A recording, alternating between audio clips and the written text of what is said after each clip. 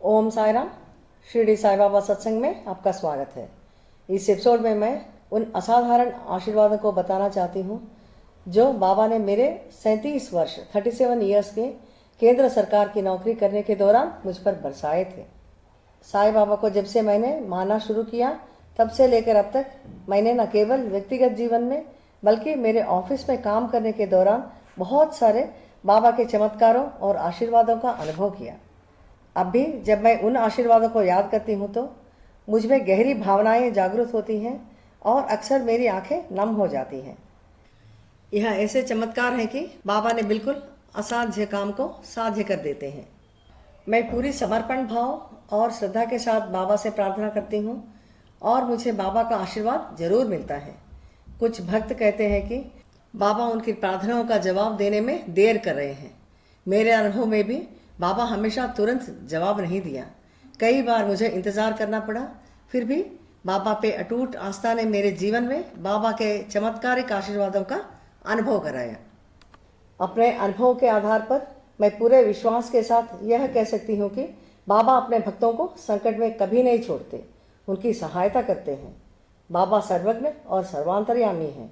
वे भक्तों के बारे में सब कुछ जानते हैं, उनका भूत, वर्तमान और भविष्य। श्री साई सच्चरित्र में वर्णित कई उदाहरणों में यह स्पष्ट है। बाबा पे हमें श्रद्धा और सबूरी रखना चाहिए। हालांकि मेरे जीवन में बाबा का आशीर्वाद प्राप्त करने में समय लगा, लेकिन मैंने कभी उम्मीद नहीं खोया और धैर्यपूर्वक प्रतीक्षा किया। बाबा ने मुझे मेरी अपेक्षा से कहीं अधिक मुझे दिया। बाबा अपने भक्तों के लिए सही समय जानते हैं और उसी के अनुसार उनकी सहायता करते हैं। अब हम देखेंगे कि बाबा ने मुझे क्या क्या अद्भुत आशीर्वाद दिए मेरे केंद्र सरकार के कार्यालय में सर्विस करने के दौरान। मैंने जिन पदों पर काम किया था उनमें से कम 2 पोजीशंस के लिए मुझे ट्रांसफर्स लेकर हमारे देश के किसी भी राष्ट्र में काम करना अनिवार्य था। मैं पहले से ही मेरे छोटे छोटे समस्याओं से लेकर बड़े बड़े समस्याओं तक बाबा से प्रार्थना करती रही और उनका आशीर्वाद लेती रही। मेरे सर्विस के एक प्रमोशन पदोन्नति के दौरान मुझे दिल्ली में ट्रांसफ़र किया गया। वहां जाकर मुझे ज्वाइन होना था, लेकिन मेरे उस समय के पारिवारिक परिस्थितियों के कारण हैदराबाद से निकलना बहुत मुश्किल और असंभव था। परिणाम स्वरूप मैंने प्रमोशन को अस्वीकार कर दिया और मेरे हेड ऑफिस को अपनी दुर्दशा बताते हुए अवसर मिलने पर हैदराबाद में ही मुझे पोस्टिंग देने के लिए एक विनती पत्र समर्पित किया। इस विषय को लेकर मैं बहुत चिंतित थी और बाबा से प्रार्थना करती गई कि यहाँ भी बाबा मेरी सहायता करें। हालांकि तुरंत कुछ भी नहीं हुआ, फिर भी मैंने अटूट विश्वास और धैर्य बनाए रखा, बाबा से मदद की याचना की। इस देरी की वजह से मुझे ऑफिस में सीनियरिटी को भी खोना पड़ा। आखिरकार प्रतीक्षा की अवधि के बाद बाबा ने मुझ पर अपना अद्भुत आशीर्वाद दिया और मुझे हैदराबाद के ही एक अन्य कार्यालय में प्रमोशन के साथ ट्रांसफ़र किया गया, यानी कि हैदराबाद में ही ट्रांसफ़र किया गया। असल में इस प्रमोशन के दौरान हैदराबाद में ही पोस्टिंग मिलना बिल्कुल संभव नहीं था। अगर बाबा चाहते हैं तो असंभव को भी संभव में बदल देते हैं।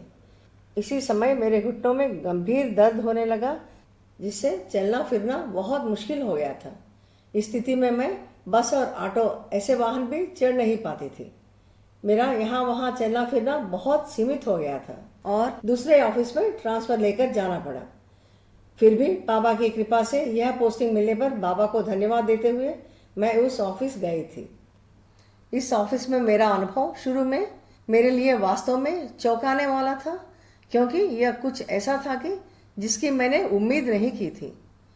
मैं उस ऑफिस जाते ही मेरा जॉइनिंग रिपोर्ट देने के बाद मैंने मेरे डायरेक्टर से मिला, जहां उन्होंने यह बताया कि इस ऑफिस में यहाँ वहाँ ऑफिस के काम से फिरना पड़ता है और लेडीज़ को भी टूर्स पे जाना पड़ता है, वह भी हर एक कर्मचारी को 1 महीने से लेकर 45 दिन तक 2 राष्ट्रों के जिलाओं में तेलंगाना और आंध्र प्रदेश में स्थापित ऑफिस में जाकर अपना ड्यूटी निभाना पड़ता है। और यह भी बताया गया है कि सीनियर ऑफिसर्स को ही ऑफिस के स्थानीय पोस्ट दिए जाते हैं और अन्य लोगों को टूर्स में जाना पड़ता है। इस वजह से मैं और एक बड़ी टेंशन में आ गई और इस घुटनों के दर्द से मुझे होने वाले असमर्थता को बाबा को बताते हुए उनको बड़ी समर्पित भाव से प्रार्थना करी थी कि इस परिस्थिति से मुझे निकाले और मेरी सहायता करें। ऐसा हुआ कि आप विश्वास भी नहीं करोगे, यहाँ बाबा ने और एक बार चमत्कारिक रूप से मेरी प्रार्थना का जवाब दिया। बाबा की कृपा ऐसी है कि मैं यही कार्यालय में लगातार 9 साल तक मेरे रिटायरमेंट के समय तक काम करती रही, बिना टूर पे एक दिन या एक बार भी जाते हुए।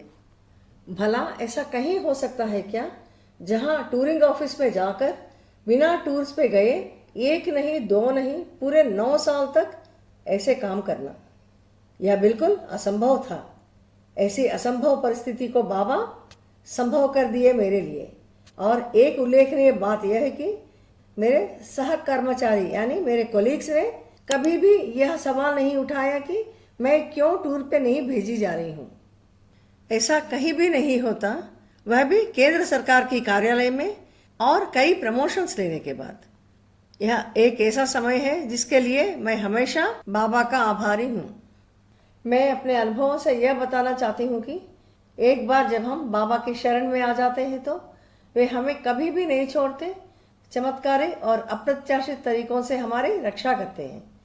बाबा के प्रति कृतज्ञता के केवल शब्द ही अपर्याप्त लगते हैं। यही कारण है कि उन्होंने मुझे हमारे इस चैनल शिरडी साई बाबा सत्संग के माध्यम से उनकी सेवा करने का कार्य सौंपा है, जहां हम अपने अनुभवों को साथी भक्तों के साथ साझा कर सकते हैं। बाबा के मार्गदर्शन में कुछ भी पहुंच से परे नहीं है। अगर हम अपने आप को पूरी तरह से उनके प्रति समर्पित करके अटूट विश्वास और भक्ति के साथ पूजते हैं तो वे हर परिस्थिति में अपने भक्तों की सुरक्षा और सहायता जरूर करते हैं। यह मेरा दृढ़ विश्वास है।